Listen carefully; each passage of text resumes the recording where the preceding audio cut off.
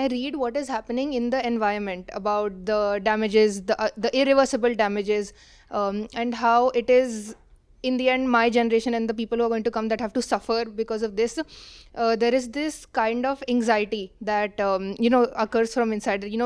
Now I have to do something about it. After all, I'm the one who's going to suffer. I need to do something about it.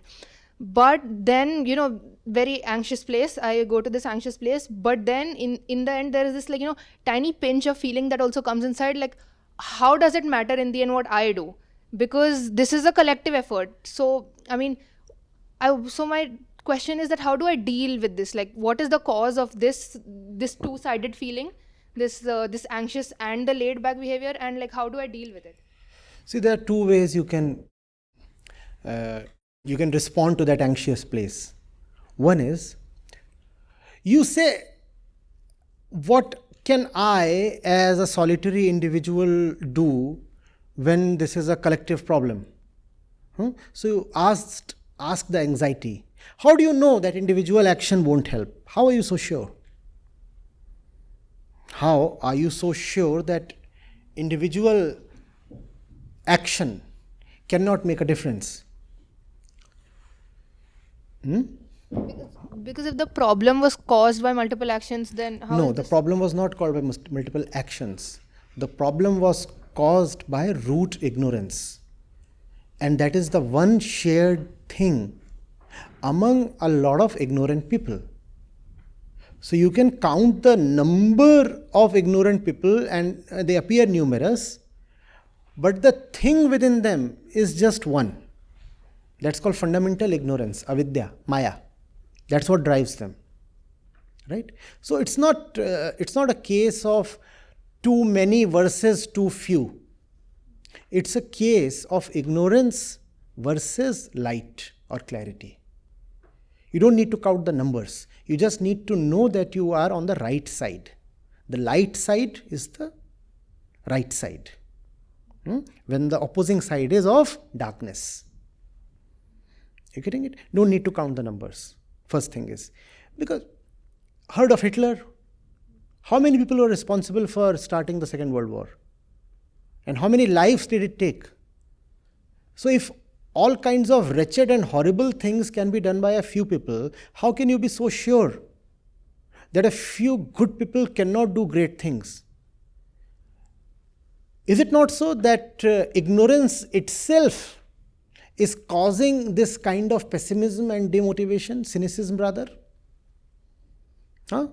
It's telling you, you do not even need to start because you'll not reach anywhere. Ask that cynical one, how do you know I won't reach anywhere? How do you know? How are you so sure? Remember, there is something called nodes of evil. You look at the concept of avatars. There was this entire army of Ravan, right? And it is said that the entire army belongs to the Asurs. Those were the ones who constituted Ravan's army. Did Ram have to massacre every single one of them? Is that what he did? And the kingdom of Lanka was an all-powerful one. It was a kingdom of evil. It is said that Ravan had captured and enslaved even the gods, the devatas. They are all in his prison. So more powerful than today's America. That's how powerful Lanka, Ravan's kingdom was. All the gold was there. All the weapons were there. And that's what decides the power, right? The economy and the military. And Ravan had both. It was an entire network of evil. And Ravan had people everywhere. Even in the mainland. The subcontinent. Even there the Ravan people were there. How many of them needed to be eliminated to cure the earth of all evil? Only one. That's what is called a node of evil. Not everybody is evil. Most people are induced to be evil. Just as in the presence of, let's say, a strong electromagnet, what will happen to even ordinary pieces of iron? They get magnetized, right? That's what happens in the presence of nodes of evil. Even ordinary people become evil.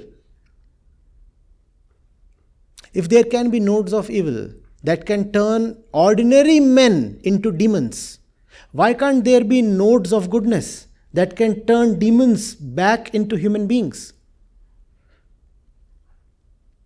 Huh? How many people did Krishna have to eliminate? How many? Think of it. You know of the story of Hiranyakashipu. He surely had an entire army of evildoers. We don't even hear of them.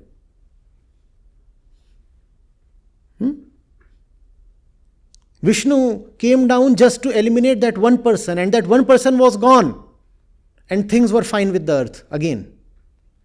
Same thing is everywhere and at all times. Even at this moment on this earth, there are just a few nodes of evil. When I say just a few, I do not mean just 2 or 3, because the population today is 800 crore. So back then, compared to the population, you had 4 or 5 nodes. Today you will have 400 or 500 nodes. If 400 and 500 bad people can turn the earth into hell, why can't just 400 good people restore the earth, its peace, its glory, its beauty? I'm asking you, please. The others are not evil. They are just in the field of a powerful evil electromagnet.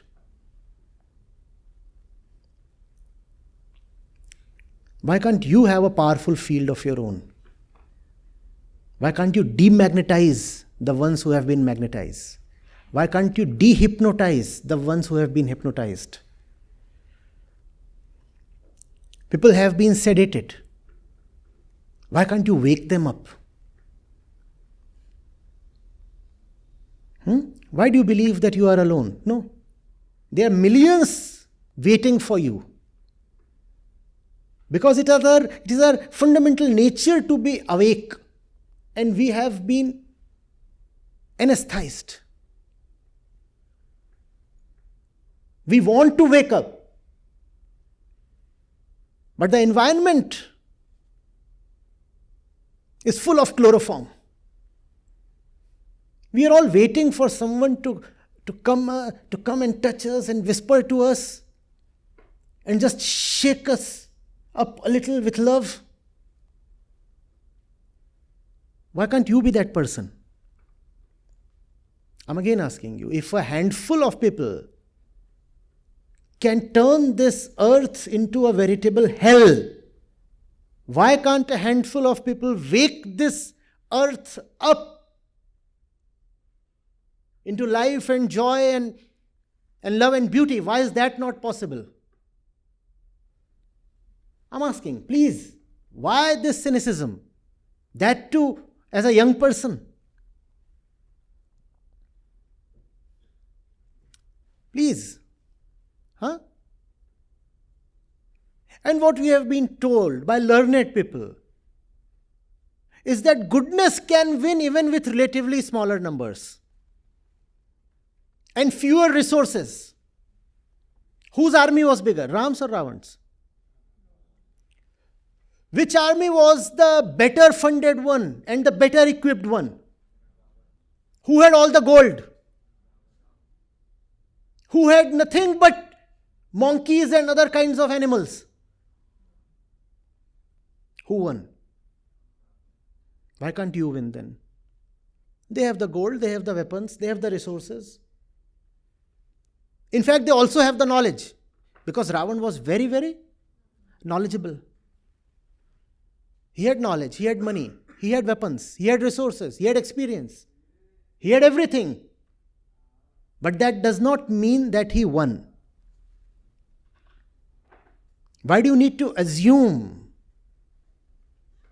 that the decision has already been made? Next thing, I said there are two parts to my response. How does it matter if you do not win? Huh? How does it matter if you do not win? So we are talking of the avatars. Krishna never assures Arjun that Arjun is going to win. All that he tells him is, come on, pick up your weapon and fight. And what happens next does not matter. First thing is, victory is possible. That was the first part of my response. Second part is, even if you cannot win, how does it matter? At least you'll have a life well spent. At least you'll get a death well deserved. Is that a small thing? So how does it matter if you cannot win?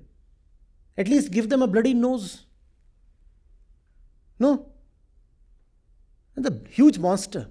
It's not a small thing to give it a bloody nose. Come on. You can kill me, but you'll remember me as someone who really knocked the daylights out of you, even if for a while.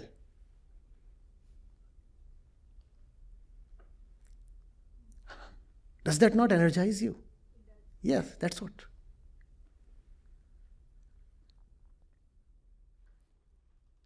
First of all, never be so disappointed to say victory is not possible. Victory is possible. Second thing, even if you cannot win, the battle is worth it. Some battles need to be fought just because they deserve to be fought. Not for the sake of victory, but for the sake of the fight itself. Huh? And victory is indeed possible. Remember, it's not that all the people are evil. Will you remember this? They are just victims of conditioning. That's what I'm calling as the powerful electromagnet. We have been induced to be evil. We are not fundamentally evil. We are under a spell. That evil magician has cast a spell. We are all hypnotized since birth. That's what is called Maya. The most fundamental hypnosis, Maya. We are hypnotized. Just as somebody can hypnotize us, somebody can also break the hypnosis. It is possible. Never lose faith. It's possible. And even if you perish in the attempt, it's a life well lived. It's a death well deserved. There is glory not only in living, there is glory also in perishing. What's the problem if one perishes for the right reason? Or is there a problem? How long did Bhagat Singh live? Do you look at him as a loser? Oh, loser, died just when he was 22 or 23. Do you say that? Who in his right mind would call Bhagat Singh a loser just because he lived only 22 years? What's the problem in perishing at 22?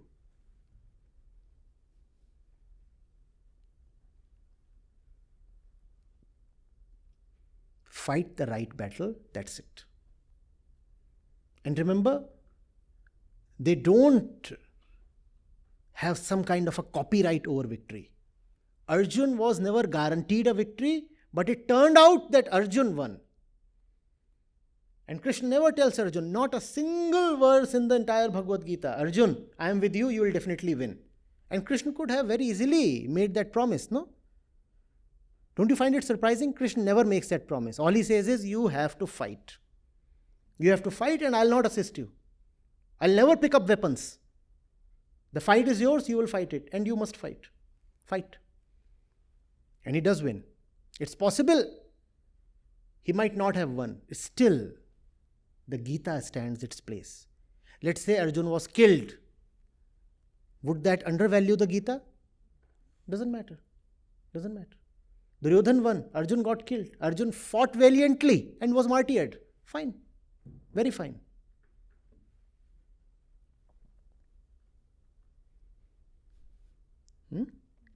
So try and don't think too much of the result. The attempt is sufficient. Make it a heartful, honest attempt in love. Love the fight. That's real love.